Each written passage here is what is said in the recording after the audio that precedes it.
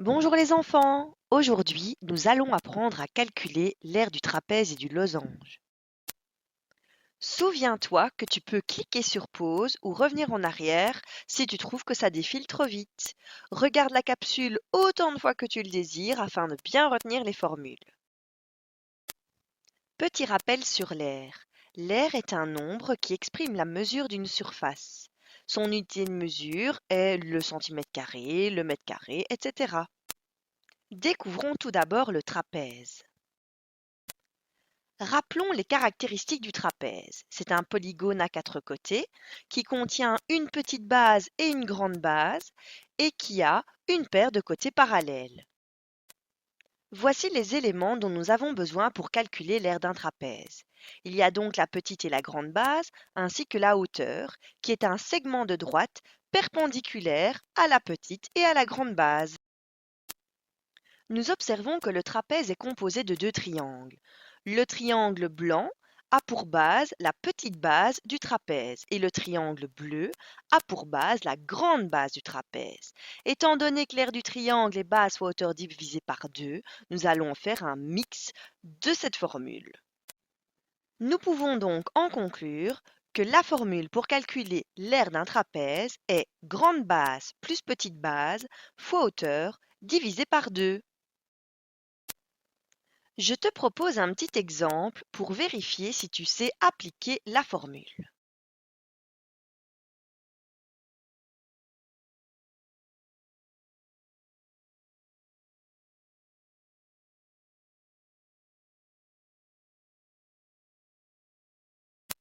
Vérifions ta réponse. Donc la grande base vaut 14 cm, la petite 10 cm et la hauteur 5 cm. Quand nous additionnons les deux bases, nous obtenons 24 cm, multiplié par la hauteur, ce qui fait un résultat de 120 cm². Divisé par 2, on obtient une aire de 60 cm². Poursuivons avec le losange. Souvenons-nous des caractéristiques du losange. C'est un polygone qui a quatre côtés de même mesure et qui a ses côtés parallèles 2 à 2. Le losange, en plus d'avoir ses quatre côtés isométriques, possède une grande et une petite diagonale qui se coupent en leur milieu, et ce, perpendiculairement. Grâce à cette représentation, nous observons distinctement que l'aire du losange représente la moitié de l'aire du rectangle.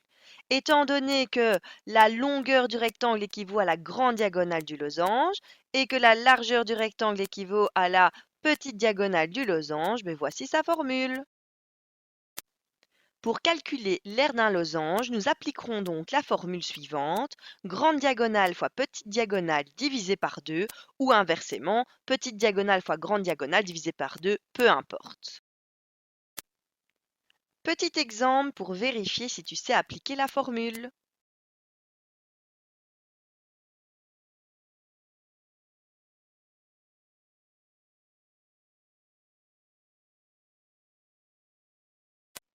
Corrigeons ensemble. Si nous appliquons la formule, la grande diagonale vaut 6 cm et la petite 3 cm. Nous les multiplions ensemble, ce qui donne un résultat de 18 cm², divisé par 2, et nous avons une aire de 9 cm². À présent, quelques exercices. Je te conseille de cliquer sur pause et d'aller vite chercher un petit bout de papier et de quoi écrire pour calculer cette aire.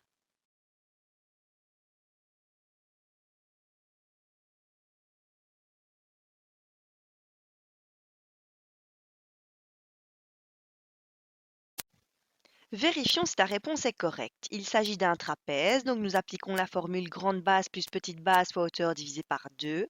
Lorsque nous additionnons les deux bases, nous obtenons 38 cm, multiplié par la hauteur, ce qui nous donne 456 cm² divisé par 2, et nous avons comme réponse de 128 cm². Deuxième exercice.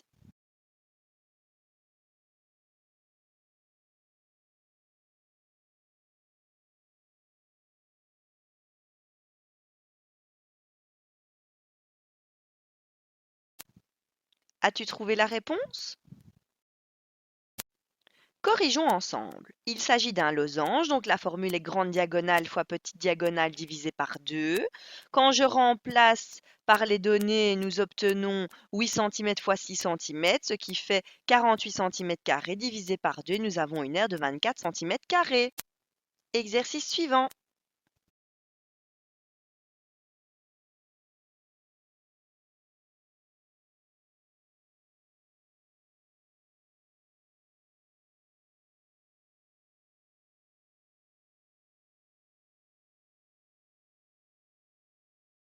Passons à la correction. Il s'agit d'un trapèze, donc la formule est grande base plus petite base fois hauteur divisé par 2.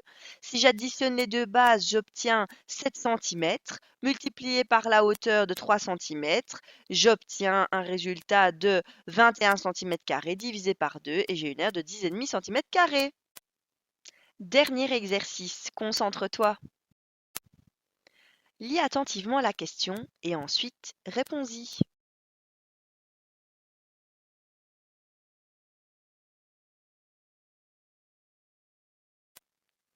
Pour calculer l'aire d'un trapèze, la formule est grande base plus petite base fois hauteur divisé par 2. Donc, nous n'avions pas besoin de la mesure des côtés latéraux. Je te félicite pour ton travail. À bientôt!